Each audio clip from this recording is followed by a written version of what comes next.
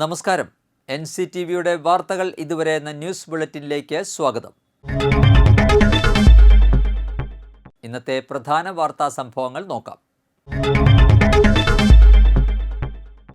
കേന്ദ്ര സർക്കാരിന്റെ തൊഴിൽ കോഡുകൾക്കെതിരെ തൊഴിലാളി സംഘടനകളുടെ 24 മണിക്കൂർ ദേശീയ പണിമുടക്ക് തുടരുന്നു. പണിമുടക്ക് ജനജീവിതത്തെ ബാധിച്ചു. പുതുക്കാട് കൊടകര മേഖലയിൽ പണിമുടക്ക് ബന്ദിന് സമാനമായിരുന്നു. കടകമ്പോളങ്ങൾ അടഞ്ഞുകിടക്കുകയാണ്. KSRTC, സ്വകാര്യ ബസ്, ഓട്ടോ, ടാക്സി തൊഴിലാളികൾ ഉൾപ്പെടെ സമരത്തിൽ പങ്കെടുക്കുന്നതിനാൽ പൊതുഗതാഗതത്തെ ബാധിച്ചു. യാത്രാ സൌകര്യമില്ലാത്തതിനാൽ യാത്രക്കാർ വലഞ്ഞു.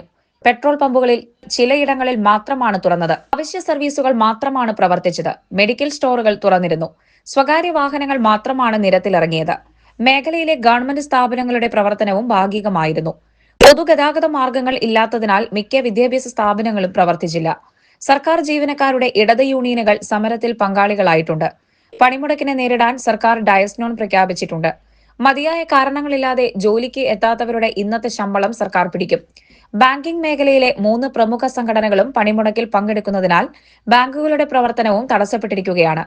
പണിമുടക്കിന് ഐക്യദാർഢ്യം പ്രഖ്യാപിച്ച് വിവിധ ട്രേഡ് യൂണിയൻ സംഘടനകൾ പ്രതിഷേധ പ്രകടനങ്ങൾ നടത്തി. ലേബർ കോഡുകൾ പിൻവലിക്കുക, മഹാത്മാഗാന്ധി തൊഴിലുറപ്പ് പദ്ധതി പുനഃസ്ഥാപിക്കുക, കർഷക വിരുദ്ധ നിയമങ്ങൾ പിൻവലിക്കുക, വൈദ്യുതി നിയമ ഭേദഗതി പിൻവലിക്കുക തുടങ്ങിയ ആവശ്യങ്ങൾ ഉന്നയിച്ചാണ് പണിമുടക്ക്. BMS ഒഴികെയുള്ള 10 ട്രേഡ് യൂണിയനുകളാണ് പണിമുടക്കുന്നത്. കോൺഗ്രസ്, CPM, CPI ഉൾപ്പെടെയുള്ള കക്ഷികൾ പിന്തുണ അറിയിച്ചിട്ടുണ്ട്. ഇത് കർഷകരുടെ നെഞ്ഞത്തടിക്കുന്ന ഒരു നിലപാടാണ് മോദി ഗവൺമെന്റ് ട്രംപ് പറഞ്ഞതിന്റെ പ്രകാരം ഇവിടേക്ക് ഇറക്കുമതി ചെയ്യുന്നത്. നേരെ മറിച്ച് ഇവിടെ നിന്ന് തിരിച്ച് കയറ്റുമതി ചെയ്യുമ്പോൾ ഇന്ത്യ രാജ്യം 18% തിരിവ് നൽകണം.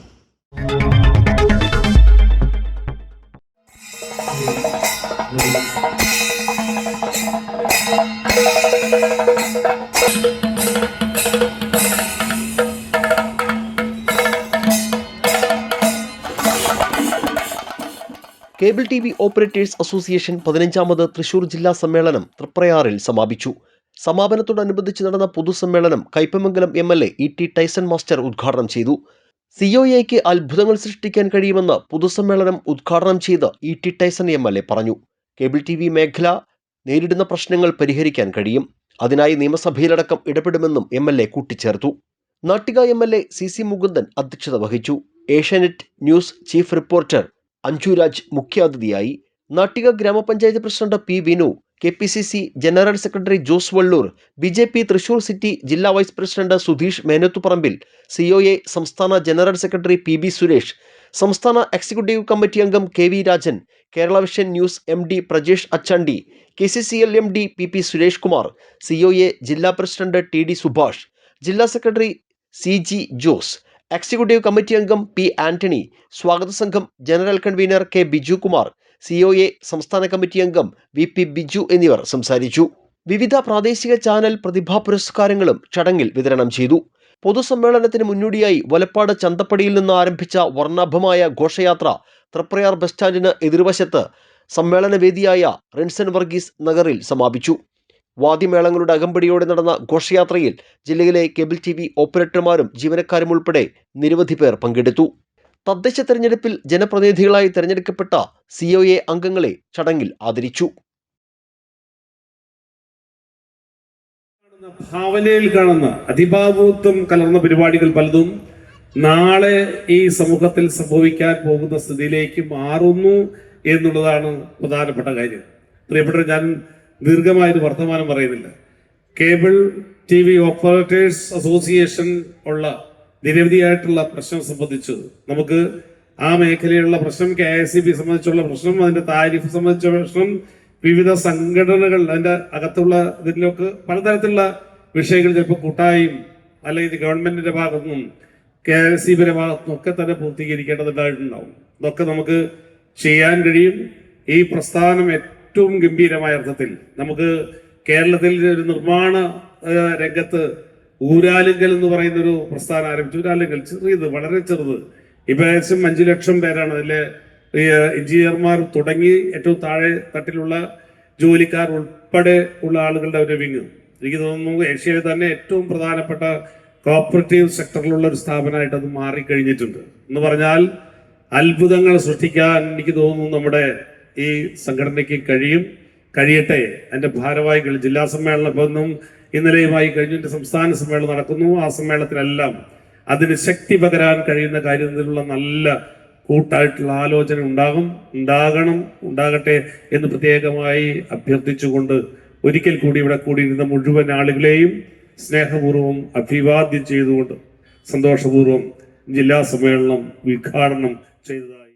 കോർപ്പറേറ്റുകൾക്കെതിരെ ഒരു ജനകീയ ബദൽ സൃഷ്ടിച്ച് ഇന്ന് കേരളത്തിൽ 1-ാം സ്ഥാനത്തും ഇന്ത്യയിൽ 5-ാം സ്ഥാനത്തും എത്തി നിൽക്കുന്ന ഒരു സംരംഭമായി ഈ സംഘടനയുടെ പ്രവർത്തനത്തിലൂടെ ഒരു ഒറ്റച്ചട്ടക്കൂടിലൂടെ നമുക്ക് സാധിച്ചു എന്നുള്ളതാണ് ഓരോ മെമ്പർമാരെ സംബന്ധിച്ചിടത്തോളം ഞാൻ ഉദ്ദേശിച്ച് അഭിമാനിക്കാവുന്ന നിമിഷമെന്നത്. കേബിൾ TV, ഇന്റർനെറ്റ് മേഖലയിൽ മാത്രമല്ല, നമ്മൾ വിവിധങ്ങളായ നേരത്തെ പറഞ്ഞതുപോലെ NHN ട്രസ്റ്റിലൂടെ നമ്മുടെ ബിസിനസ്സിൻ്റെ വരുമാനത്തിൻ്റെ ഒരു വിഹിതം ഉപയോഗിച്ചുകൊണ്ട് വിവിധ തരത്തിലുള്ള ചാരിറ്റി പ്രവർത്തനങ്ങൾ നടത്തുന്നു. അതുപോലെ വ്യത്യസ്തങ്ങളായ പല ബിസിനസ്സുകളും അല്ലെങ്കിൽ സോഷ്യൽ ആക്ടിവിറ്റീസും ഒക്കെ നമ്മൾ നടത്തി വരുന്നുണ്ട്. ഈ സമ്മേളനം എന്ന് പറയുന്നത്, ഈ സംഘടനയുടെ സമ്മേളനം എന്ന് പറയുന്നത് കേവലം കേബിൾ TV ഓപ്പറേറ്റർമാരെ ഒരു വിഷയം മാത്രമല്ല, ഇതൊരു സാമൂഹിക പ്രതിബദ്ധതയുള്ള സംഘടന എന്നുള്ള തരത്തിൽ കൂടിയാണ് പ്രവർത്തിക്കുന്നത്. അതുകൊണ്ട് തന്നെ ഇത് പൊതുജനങ്ങളുടെ ഇടയിലും ഈ സംഘടനയുടെ പ്രാധാന്യം അർഹിക്കുന്ന ഒന്നാണ്. നമ്മുടെ സർക്കാർ നൽകിയ വികസന പ്രവർത്തനങ്ങൾ എന്തൊക്കെയാണെന്നോ അതൊക്കെ നമ്മുടെ നാട്ടിൽ ചെയ്തു തീർത്ത അനുകൂലത്തെക്കുറിച്ച് കുറച്ച് പറയണം എന്നുള്ളതുകൊണ്ട് വിവിധ മേഖലയിലും ഇപ്പോൾ സർക്കാരുമായി ബന്ധപ്പെട്ട വികസന പ്രവർത്തനങ്ങളെക്കുറിച്ച് പ്രസംഗിച്ചു കൊണ്ടിരിക്കുന്ന സമയമാണ്. ഈ മാസം ഒരു 17-ാം തീയതി മുതൽ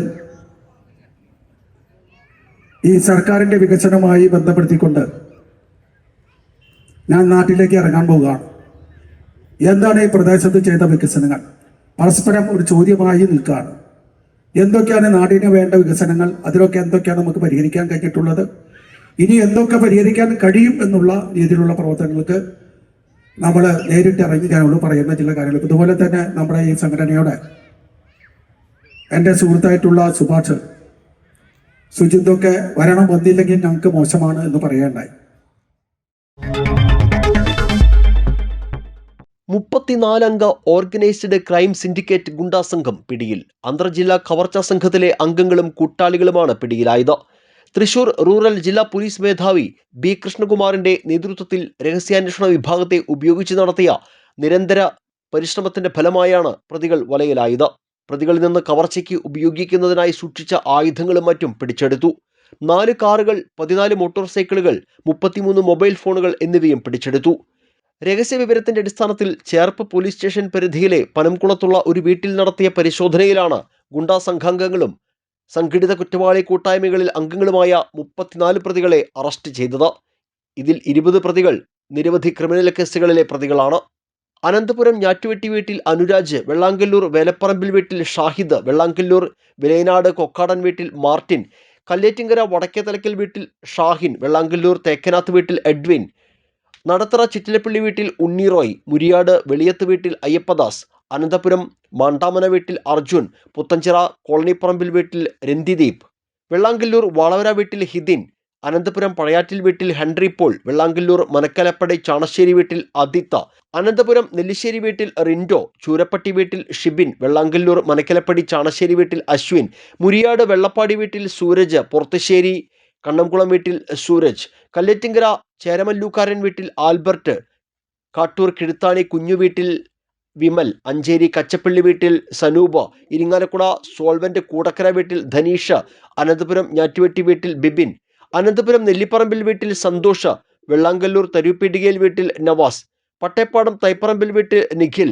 വെള്ളാങ്കല്ലൂർ പാമ്പിനാടത്ത് വീട്ടിൽ നസീം, വെള്ളാങ്കല്ലൂർ പട്ടേപ്പാടം കുര്യപ്പള്ളി വീട്ടിൽ ഹുസൈൻ, വെള്ളാങ്കല്ലൂർ വഞ്ചിപ്പുര വീട്ടിൽ ആൻസൺ, അനന്തപുരം വടക്കേക്കര വീട്ടിൽ ഗോകുൽ, കോണത്തുകുന്ന് വേലപ്പറമ്പിൽ വീട്ടിൽ ഷാരോൺ ദാസ്, അനന്തപുരം ഞാറ്റുവെട്ടി വീട്ടിൽ പ്രണവ, പള്ളം തുട്ടിപ്പാൾ പുതുപ്പള്ളി പറമ്പിൽ വീട്ടിൽ ഷാരോൺ പോൾസൺ, അനന്തപുരം വാഴക്കാടൻ വീട്ടിൽ സുനിൽകുമാർ, അനന്തപുരം വാഴക്കാടൻ വീട്ടിൽ വിജിത്ത് വിജയൻ എന്നീ 34 പ്രതികളെയാണ് അറസ്റ്റ് ചെയ്തത്.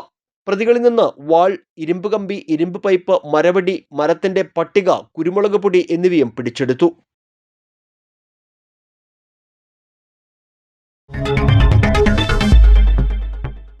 പാലക്കാട് MLA രാഹുൽ മാങ്കൂട്ടത്തിലിനെതിരായ ആദ്യ ബലാത്സംഗ കേസിൽ മുൻകൂർ ജാമ്യം അനുവദിച്ച് ഹൈക്കോടതി. ഇതോടെ രാഹുലിന് 3 കേസുകളിലും ജാമ്യം ലഭിച്ചിരിക്കുകയാണ്. യുവതിയെ മാനസികമായി തളർത്തി ലൈംഗികമായി ഉപയോഗിക്കുകയായിരുന്നു പ്രതിയെന്നും മുൻകൂർ ജാമ്യം നൽകരുത് എന്നുമായിരുന്നു പ്രോസിക്യൂഷൻ വാദം. ജാമ്യം അനുവദിക്കുന്നത് തന്റെ ജീവന് ഭീഷണിയാണെന്നും നിരവധി പെൺകുട്ടികളെ സമാന രീതിയിൽ പ്രതി പീഡിപ്പിച്ചിട്ടുണ്ടെന്നും പരാതിക്കാരി കോടതിയെ അറിയിച്ചു. എന്നാൽ യുവതിയുടെ മൊഴി പരിശോധിക്കുമ്പോൾ ബലാത്സംഗം നടന്നതായി കണക്കാക്കാനാകില്ലെന്നായിരുന്നു കോടതിയുടെ വിലയിരുത്തൽ. തുടർന്നാണ് കർശന ഉപാധികളോടെ ഇപ്പോൾ ജാമ്യം അനുവദിച്ചിരിക്കുന്നത്. 16-ന് അന്വേഷണ ഉദ്യോഗസ്ഥന്റെ മുൻപാകെ ഹാജരാകണം. രാവിലെ 10 മുതൽ വൈകുന്നേരം 4 വരെ 3 ദിവസം ചോദ്യം ചെയ്യപ്പെടണമെന്നും ഉപാധിയിൽ പറയുന്നു. ആ കാലയളവിൽ കസ്റ്റഡിയിൽ ഉള്ളതായി കണക്കാക്കണം.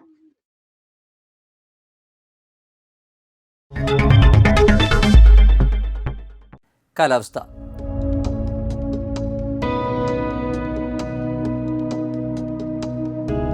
കൂടിയ താപനില 34 ഡിഗ്രി സെൽഷ്യസ്, കുറഞ്ഞ താപനില 22 ഡിഗ്രി സെൽഷ്യസ്. ചാലക്കുടി കൃഷ്ണ ജ്വല്ലറിയിൽ ഇന്നത്തെ സ്വർണ്ണവില. സ്വർണ്ണവില നിങ്ങൾക്കായി സമർപ്പിക്കുന്നത് അപ്പസ്വർണം ആഡംബരവുമാണ്, സമ്പാദ്യവുമാണ്. സ്വർണം കയ്യിലുണ്ടേ അതൊരു ധൈര്യവുമാണ്. Krishna jewellery golden diamonds, Chalakudy. ഹൃദയങ്ങൾ കീഴടക്കിയ വിശ്വാസം. സ്വർണം ഗ്രാമിന് 14,520 രൂപ, പവന് 1,16,160 രൂപ. കല്ലൂർ കോട്ടായി കണ്ണമ്പുഴ ഡേവിസ് അന്തരിച്ചു. 65 വയസ്സായിരുന്നു. സംസ്കാരം ഇന്ന് വൈകിട്ട് 5-ന് കല്ലൂർ ഈസ്റ്റ് സെന്റ് റാഫേൽ ദേവാലയത്തിൽ നടക്കും. കല്ലൂർ മാവിൻചുവട് കിഴക്കൂടൻ രാമകൃഷ്ണൻ അന്തരിച്ചു. 83 വയസ്സായിരുന്നു. സംസ്കാരം നടത്തി.